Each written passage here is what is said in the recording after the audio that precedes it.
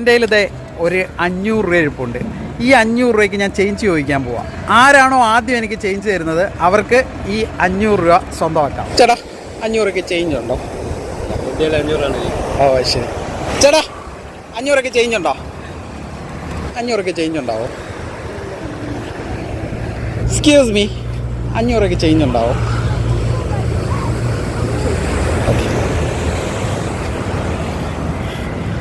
ചേട്ടാ 500 രൂപയ്ക്ക് ചേഞ്ച് ഉണ്ടാവും? ഇല്ല. ചേട്ടാ 500 രൂപയ്ക്ക് ചേഞ്ച് ഉണ്ടാവും?